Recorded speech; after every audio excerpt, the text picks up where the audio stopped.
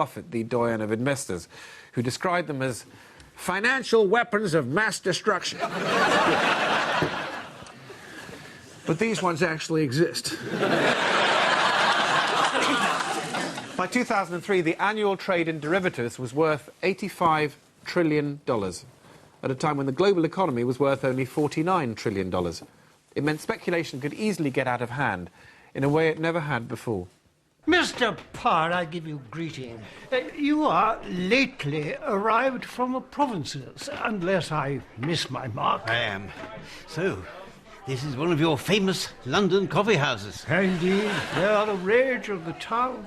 Well, all I can say is this isn't my idea of a skinny latte. We have far superior in Bath. May I inquire what brings you to the capital? There has reached us the striking intelligence of gain, and I am come to hazard all on the securing of a great fortune. Ah, you have got wind of the golden opportunities afforded by our South Sea bubble. I have, sir, and wish to know how to go about getting a share of it. Oh, sir, the whole town is agog for that very intent.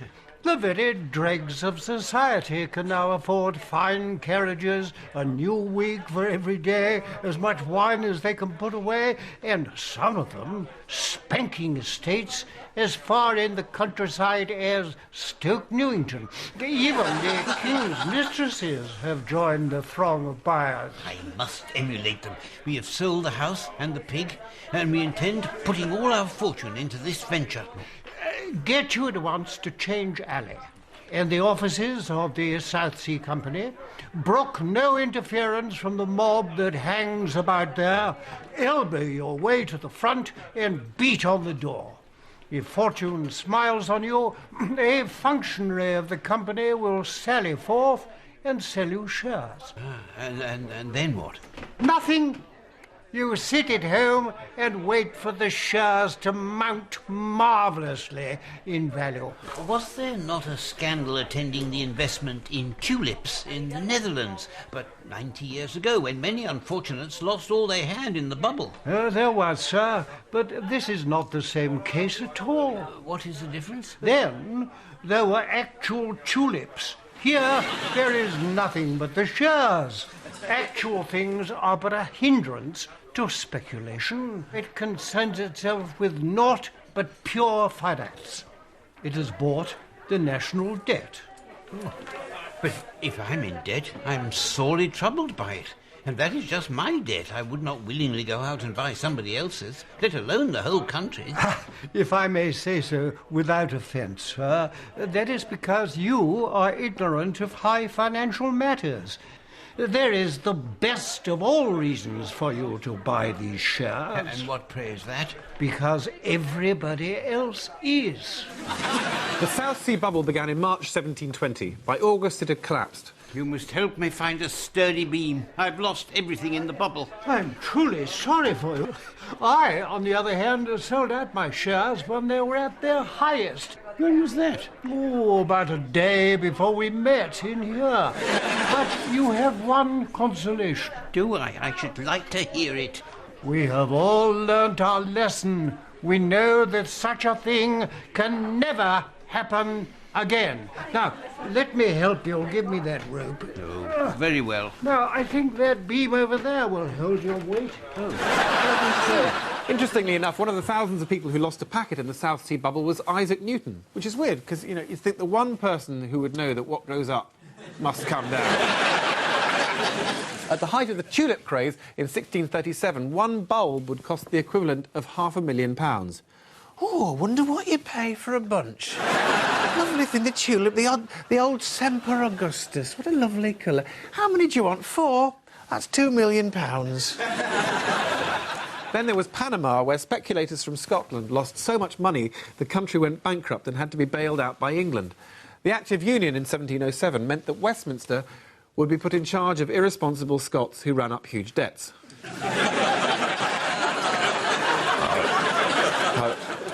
How times change. By the end of the 20th century, memories of the Great Depression, that's the Wall Street crash, not Gordon Brown, had faded, and sure enough, in 1999, Bill Clinton repealed the Glass-Steagall Act, so investment banks could start trading in tulips. Sorry, in mortgage-backed securities. It was just one of many things that was relaxed under Bill Clinton. As Barack Obama's advisor, former Federal Reserve Chairman Paul Volcker said, Wall Street had moved from a highly regulated financial system to an enormously complicated and highly engineered system, where much of the financial intermediation takes place beyond effective official oversight and supervision, all enveloped in unknown trillions of derivative instruments. In Britain, the Tories spent the 1980s transforming the city from an image of solid respectability into a go-ahead global financial marketplace. In 1979, exchange rate controls were abolished, and in 1986, the so-called Big Bang converted the city from a service industry into a money-making machine. It was boom time in the markets, and Labour weren't about to spoil the party. In the 1990s, Shadow Chancellor John Smith led the so-called prawn cocktail offensive. In the House of Commons, Michael Heseltine had a field day. The right honourable and learned gentleman has become a star attraction in the city. Lunch after lunch, dinner after dinner, the assurances flow. Never have so many crustaceans died in vain. Don't forget, Labour governments in the past had been associated with nationalisation, with interfering in the free movement of markets, with excessive regulation. We had to show that those days were over. So you gave the city enough rope to hang itself with? No, I don't agree with that. I don't agree at all. I think what we actually did was give the city all the rope it was asking for, and in addition provided them with the materials to build a very large gallows. And at the moment of death, we sent in a team of paramedics under Alistair Darling to revive the patient, give it an instant cash injection, and allow it to trade again as soon as possible. Labour became the new Tories, with Peter Mandelson telling the Financial Times, I'm intensely relaxed about people being filthy rich as long as they invite me on their yacht. No, hang on, sorry, it wasn't that. It was, As long as they pay their taxes. but he only got as far as the filthy rich bit before the bankers ran off to the trough. They got their eye in with the dot-com bubble, but when that burst, it was no more than a bout of indigestion, and they were soon back at the trough, feeling hungry. With cheap money and lax regulation, all they needed was a new source of food, and once again, it was provided by Bill Clinton. He wanted to expand home ownership by encouraging lenders to extend loans to low and moderate income people. America's biggest mortgage underwriter, Fannie Mae, wanted to make as much money as possible.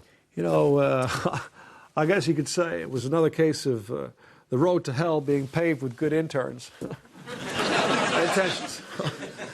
And not for the first time, it involved a Fannie. On the 1st of May 1999, Fannie Mae announced it was entering the subprime mortgage market. The New York Times warned that the company was taking on significantly more risk, and if there was a downturn, they'd need to be rescued by the government. Fannie Mae's boss, Franklin Raines, insisted that, done right, subprime lending provides an important source of mortgage financing for families with imperfect financial or credit histories. But more importantly, it provided a lucrative source of financing for banks who packaged up the mortgages and sold them on. And if borrowers defaulted, they could just hand back the keys. If the mortgage was 130%, they might even make a profit. There is your money. But if Mr. Brown should get sick and we had no pay coming in, what would happen? We don't expect you to do the impossible.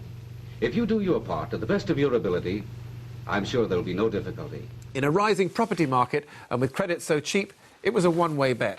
You know, looking back, you can see it was the beginning of the financial terrorism we're fighting today. You think of the folks responsible for the terror. You know, Al Greenspan.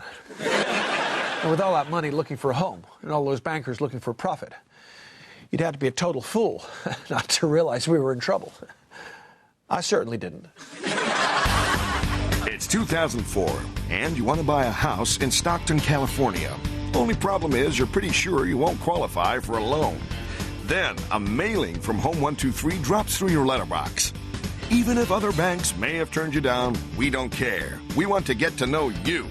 So you fill in their online application form, and within seconds, thanks to their automated underwriting system, you've been approved. By 2007, the system had been used to produce $450 billion of subprime loans. Fannie Mae and Freddie Mac crashed in September 2008, requiring a massive government